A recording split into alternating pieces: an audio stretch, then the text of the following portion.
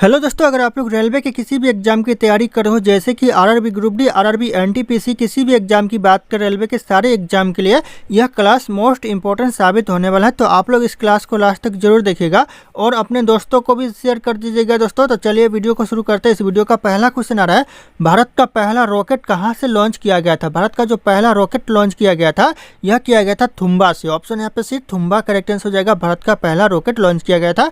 ये question exam में repeat होते रहते, तो आने वाले एग्जाम में रिपीट होने के चांसेस हो सकते, तो ध्यान रखिएगा।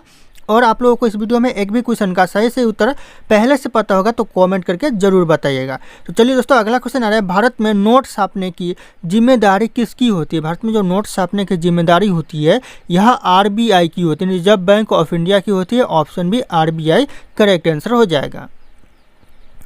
अगला क्वेश्चन है, ई कचरा का संबंध किससे? जो ई कचरा का संबंध है दोस्तों, यह क्वेश्चन भी बहुत मोस्ट इंपॉर्टेंट है, तो हो जाएगा विद्युत उपकरणों से। ऑप्शन यहाँ पे सी विद्युत उपकरण करेक्ट आंसर हो जाएगा। ई कचरा का संबंध है।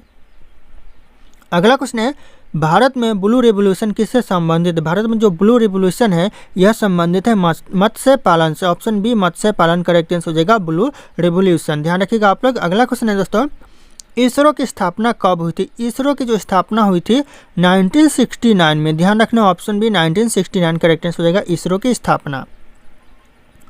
अगला क्वेश्चन है, भारत का राष्ट्रीय गान कितने सेकंड्स में गाया जाता है? राष्ट्रीय गान है दोस्तों भारत में 52 सेकंड्स में गाया जाता है। और यहीं पे अगर राष्ट्रीय गीत की बात करें दोस्तों, तो राष्ट्रीय गीत गाने में 65 सेकंड। ध्यान रखना आप लोग, अगर राष्ट्रीय गीत की बात करें तो 65 सेकंड करेक्ट आंसर हो जाएगा।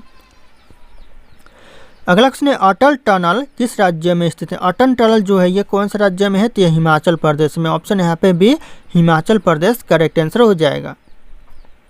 अगला क्वेश्चन है, भारत में कुल कितनी राजभाषाएं संविधान द्वारा मान्यता प्राप्त है? कितनी भाषा दोस्तों संविधान के द्वारा मान्यता प्राप्त है? तो हो जाएगा कुल 22 भाषा जो कि मान्यता प्राप्त है संविधान के द्वारा। ऑप्शन सी करेक्ट आंसर हो जाएगा, 22 भाषाएं। अगला क्वेश्चन है दोस्तों, किस राज्य में भीमबेटका गुफा स्थित है? भीमबेटका गुफा दोस्तों कौन से राज्य में है? तो यह मध्य प्रदेश में। Option B Madhya Pradesh correct answer हो जाएगा, भीमबेटका गुफा है।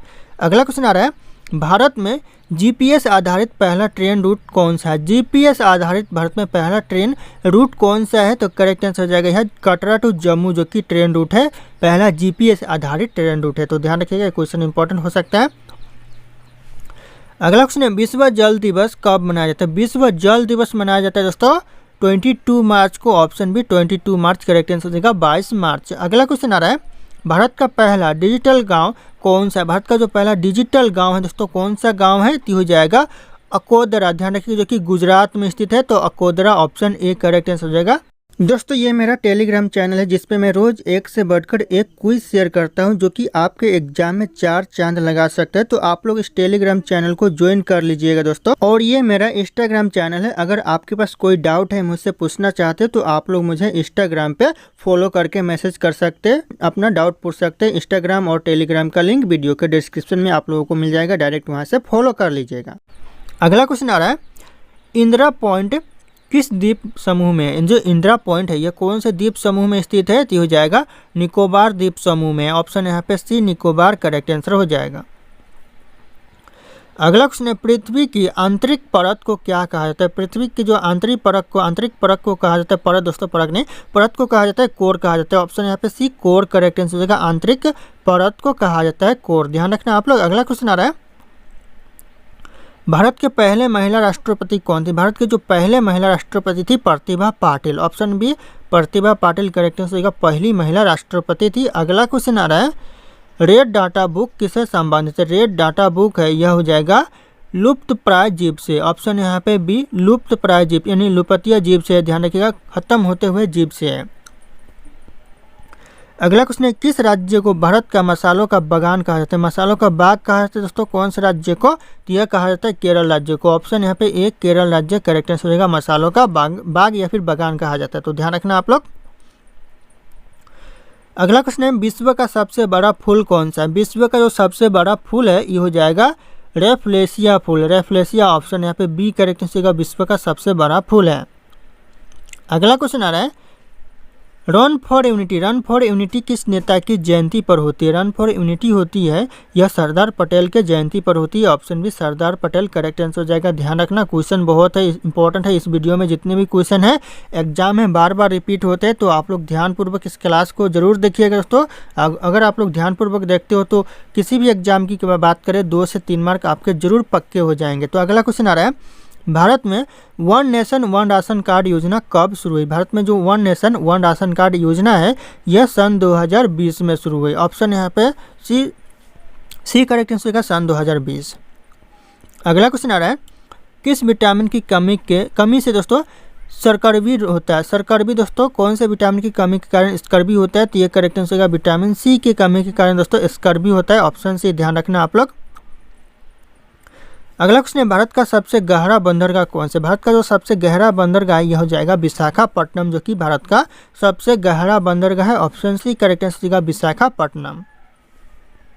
अगला क्वेश्चन है, कोशिका का नियंत्रण केंद्र किसे कहा जाता है? कोशिका का जो नियंत्रण केंद्र कहा जाता है यह कहा जाता है न्यूक्लियस को। न्यूक्लियस ऑप्शन यहाँ पे बी करेक्ट आंसर होगा। ध्यान रखिएगा न्यूक्लियस, ध्यान रखना आप लोग। अगला क्वेश्चन आ रहा है, भारत का सबसे पुराना पर्व कौन सा माना जाता है? सबसे पुराना पर्व दोस्तों तो मकर संक्रांति माना जाता है। ऑप्शन यहाँ पे डी सबसे पुराना पर्व हो जाएगा मकर संक्रांति, ध्यान रखना। अगला क्वेश्चन आ रहा है, मालदीव की मुद्रा क्या है? मालदीव की जो मुद्रा दोस्तों क्या है तो हो जाएगा रुपया। रुपया दोस्तों ध्यान रखिएगा मालदीव की मुद्रा है। ऑप्शन सी रुपया नहीं दोस्तों रुपया है, रुपया ध्यान रखना आप लोग।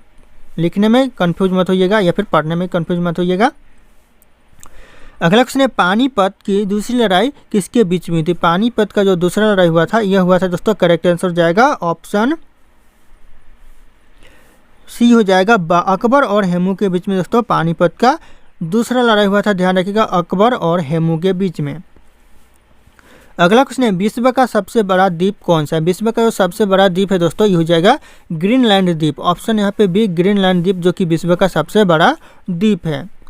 अगला क्वेश्चन आ रहा है, सुजलाम सुफलाम भारत का कौन सा गीत है? सुजलाम सुफलाम दोस्तों यह भारत का वंदे मातरम गीत है। Option A Vande Mataram correct answer हो जाएगा सुजलाम सुफलाम।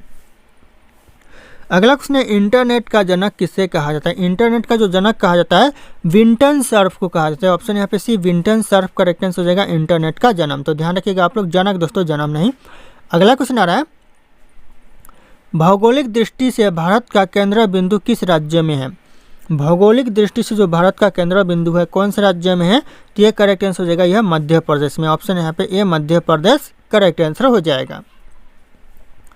अगला क्वेश्चन है, भारत का पहला IIM कहाँ पर स्थापित किया गया था? भारत का जो पहला IIM स्थापित किया गया था अहमदाबाद में। Option A Ahmedabad correct answer हो जाएगा पहला IIM।